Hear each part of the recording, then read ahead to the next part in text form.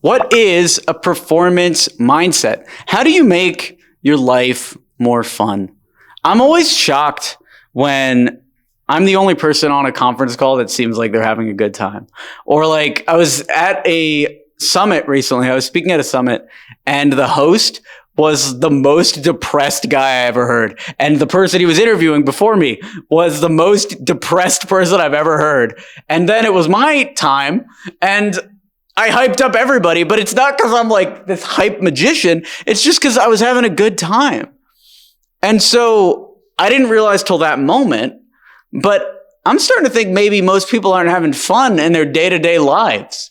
And so I might be qualified to give a little advice on this because I am having fun with everything I do. So let's talk about that. How do we make your life more fun? How do you have more of a good time so that you're actually pushed to get work done? First, a little about me. They call me the Cold Email King. I'm the author of the Cold Email Manifesto. We've sent millions of emails to our list. I run multiple SaaS projects, everything from Taplio, which is a LinkedIn content creation tool, to LeadShark, the ultimate lead database, and an agency. And we have a coaching program at Email 10K. We do a lot. And I'm having fun with literally all of it. Not anything we're doing feels like an unfun grind. Some stuff feels like a grind, but it feels like the type of grind that you feel when you like need a lot of gold in World of Warcraft. So you're killing those turtles in WoW Classic, in Tenaris.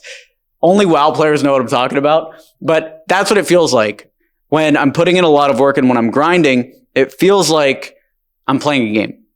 And it's similar to World of Warcraft. This is tip 1 for you. Make your life like a game by acknowledging the end goal. Why is killing turtles in Tenaris so fun when it really is monotonous nonsense?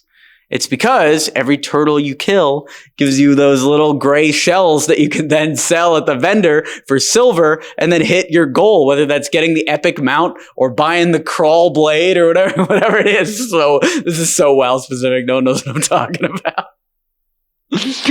But why is it so interesting? It's because you keep the goal in mind. So it's the same at work.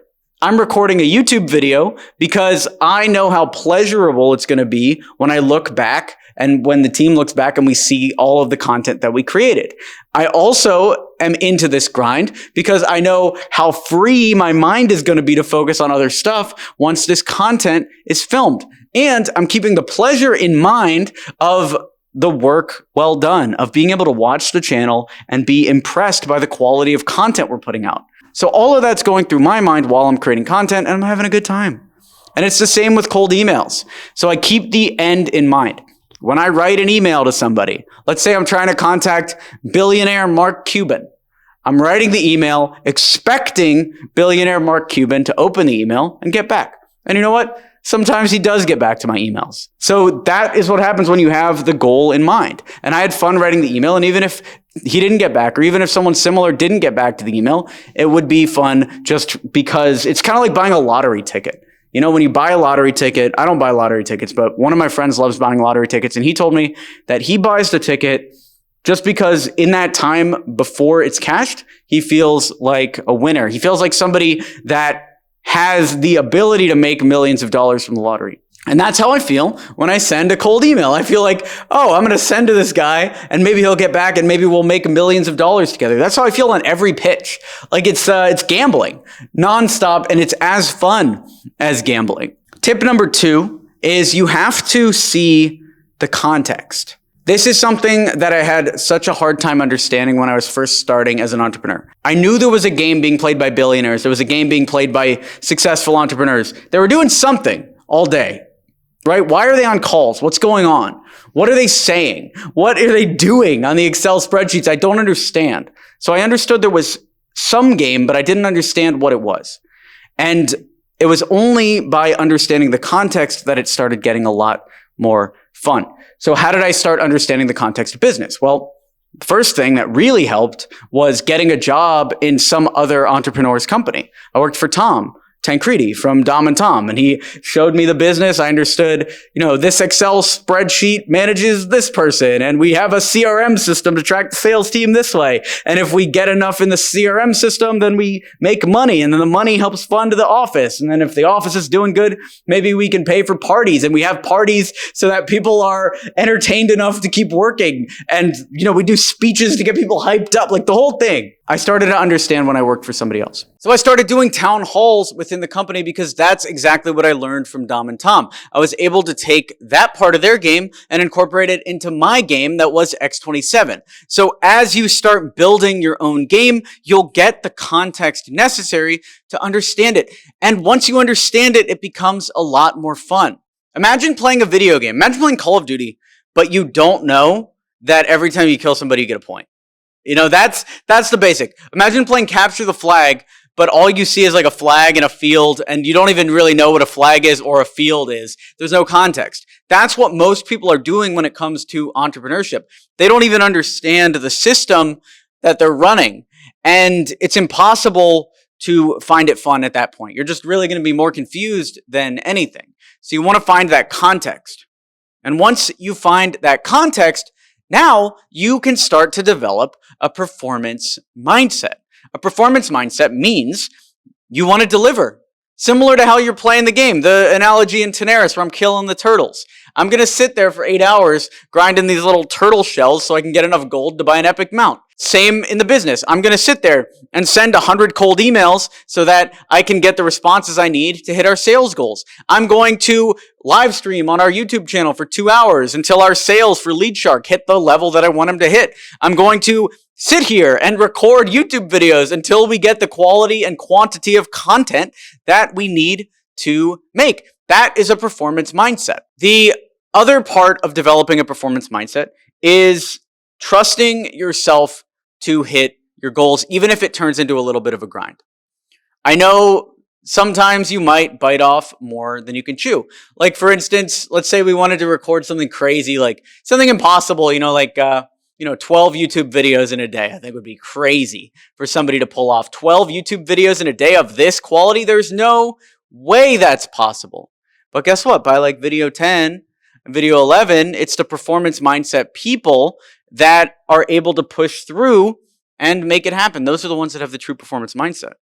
And our record for video creation isn't even 12 in a day. Our record's 18 in a day. And we've actually done 18 in a day, multiple days in a row. So the reason why we're able to do that is because we have that performance mindset. We know that we can call a shot, and then we can shoot, and we can hit the shot. And we have the confidence in our ability to do it. And more importantly, we think it's fun the whole time. I'm having fun right now. Dave's having fun. I see you having fun? Yeah, Dave's having fun. All right. Everyone's having fun the whole time because we love what we're doing. He loves making content on YouTube. He loves running the YouTube channel. He loves doing everything. I love making content on YouTube. We come together. You love watching content on YouTube. This is a match made in heaven, honestly. All three of us right now are having a thing going on, and it's beautiful. So that is how you have a performance mindset. You need to fall in love with the process, and you need to gamify what you're doing.